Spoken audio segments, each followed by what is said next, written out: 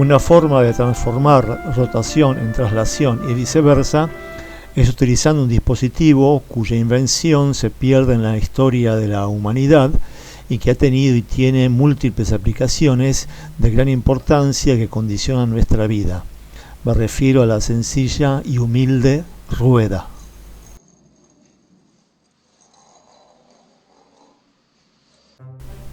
La rueda es un objeto tecnológico que podría ocupar toda una unidad de estudio, empezando por su análisis de forma que remite al círculo y sus propiedades, los fundamentos físicos que explican su funcionamiento, desde que es una máquina simple hasta lo que es un par motriz, sus aplicaciones, su historia, su evolución.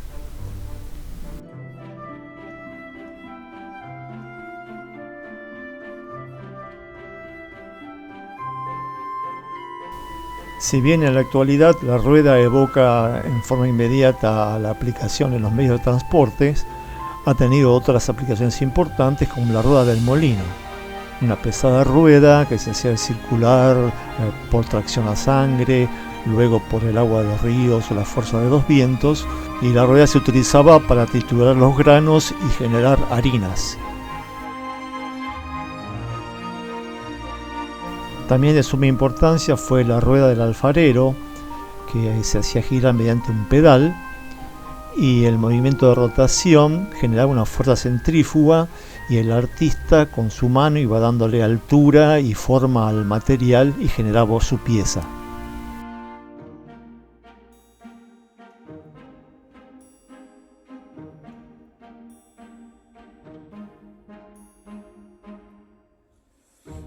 Generalmente asociamos la rueda, todo tipo de rueda, al transporte.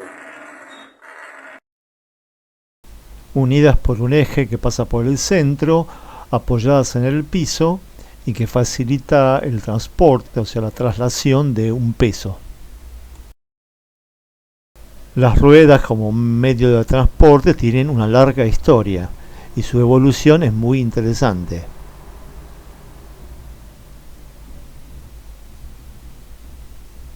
En principio eran ruedas macizas, luego fueron ruedas radiales, hasta que llegó el auto de combustión, y en el año 88, fines del siglo XIX, aparece la rueda con llanta. La llanta es una goma inflada con aire cuyo objetivo es absorber el impacto que hace la rueda contra el piso. Al pasar sobre un desnivel, la rueda sube y al bajar golpea contra el piso, y el piso devuelve el golpe en el sentido contrario, por un principio llamado de acción y reacción. Se podría pensar entonces que la rueda golpea el piso y el piso devuelve el golpe. Al piso no le pasa nada, pero a la rueda y al auto sí. La llanta con su colchón de aire permite disminuir el golpe que la misma realiza contra el piso. De esa manera se disminuye también el golpe que el piso realiza contra la llanta y el auto, y la marcha es más confortable.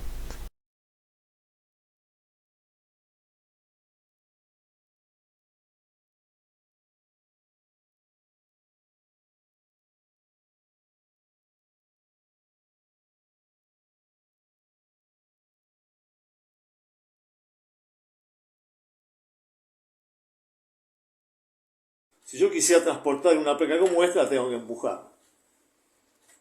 Ahora esto me cuesta mucho esfuerzo dependiendo además del peso de la placa. ¿Por qué cuesta mucho esfuerzo? Porque la placa roza con la base, con el piso. Y la fuerza de rozamiento es inversa al movimiento. Cuando mayor sea la fuerza de rozamiento, más me va a costar mover la placa. La fuerza de rozamiento es proporcional al peso del objeto y a la superficie de contacto entre el mismo y el piso.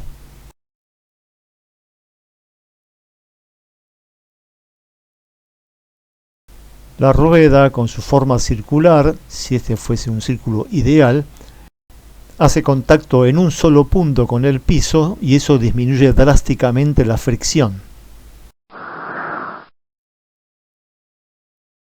La fuerza de empuje lineal se transformaría en rotación y la rotación en traslación.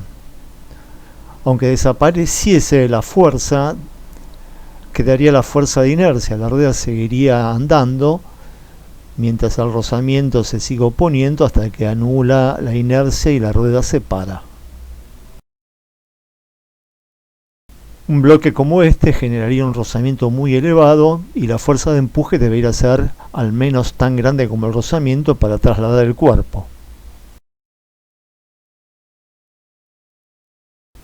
Pero si el mismo cuerpo lo coloco sobre 4 ruedas, el rozamiento disminuiría notablemente porque las ruedas hacen contacto solamente en un punto. Por lo tanto, la fuerza de empuje sería también mucho menor para hacer el mismo trabajo de desplazamiento del cuerpo.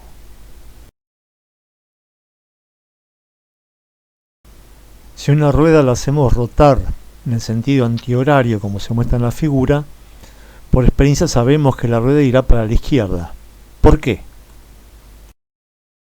En el punto de contacto con el piso, la rueda hará fuerza hacia la derecha, contra el piso. Y por el principio de acción y reacción, el piso reaccionará con una fuerza de sentido opuesto que impulsará la rueda hacia la izquierda. El piso no se va a mover, pero la rueda y todo lo que esté acoplado con ella sí.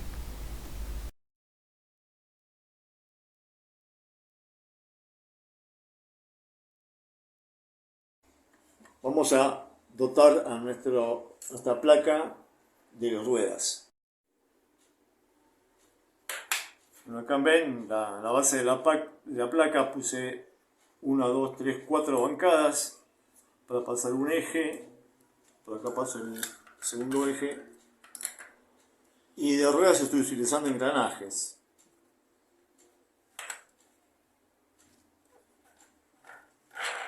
Ahí está.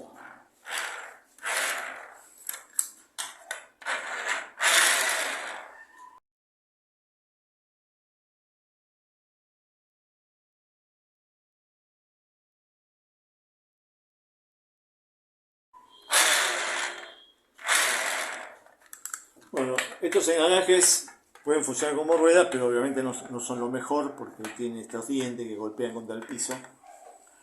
Pero además es importante que las ruedas tengan algo de fricción.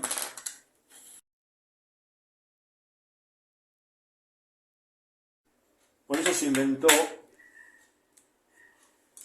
la llanta, que es esta goma que embala la rueda.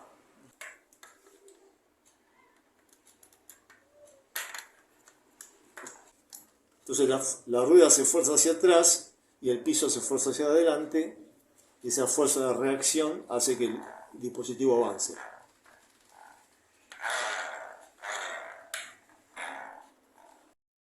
Agregaremos ahora un motor eléctrico que transmite la rotación a las ruedas de uno de los ejes y de esa manera el móvil se desplace.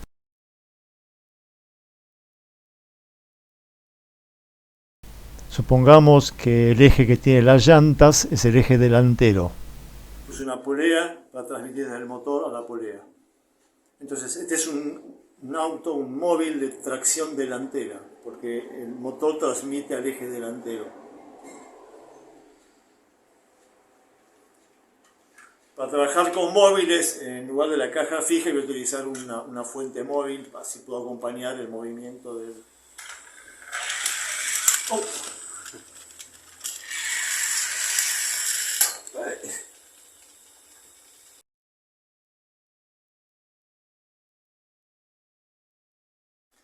Bueno, como observaron, iba muy rápido, de manera que le puse la caja reductora acá adelante para reducirle la velocidad.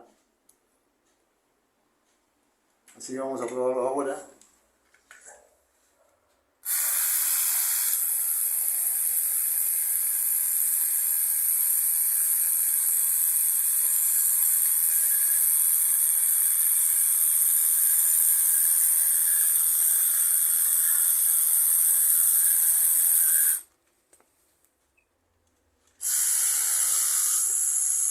Vamos a ver si levanta, se puede atravesar el obstáculo.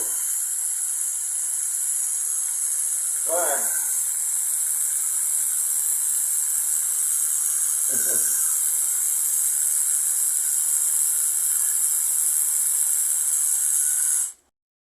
Observaron que el eje delantero logró superar el obstáculo por dos razones. En primer lugar, porque tiene llantas que son de goma y tienen más agarre, y en segundo lugar, porque la tracción del motor está en el eje delantero. Por esa razón, las llamadas 4x4 son más poderosas porque el motor transmite a los dos ejes.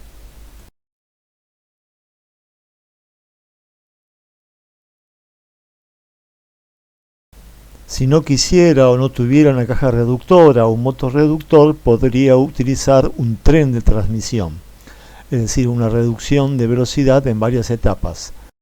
En ese caso, el motor no transmite directamente ni al eje trasero ni al delantero. Del eje del motor a esta polea, coaxial con la polea, tengo un engranaje de 24 que transmite a uno de 40. Hay entonces dos etapas de reducción: eje de motor, polea seguidora, engranaje motor de 24, engranaje seguidor de 40, y ese que está acoplado al eje trasero del transporte, que es una rueda de tracción. También acá tengo tracción trasera.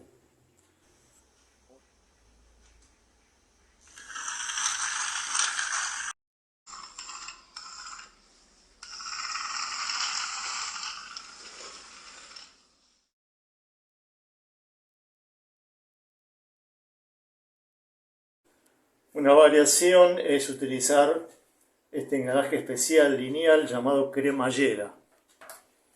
Cada cremallera tiene 9 dientes. Las azules están hechas acá en el colegio con impresora 3D. Puestas así en línea. Podemos pensar las cremalleras como rieles para un móvil que tiene como ruedas engranajes. En este caso, la transmisión con el piso no va a ser por rozamiento, sino que cada diente del engranaje va a empujar a un diente de la cremallera y eso va a transformar el movimiento de rotación en traslación.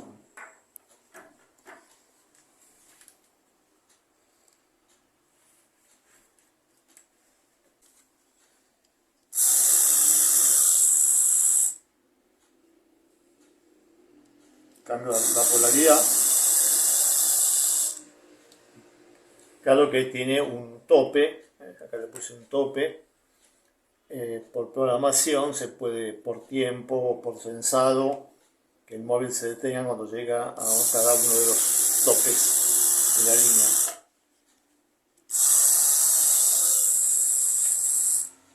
Entonces este es el sistema de cremallera, que se puede utilizar al revés.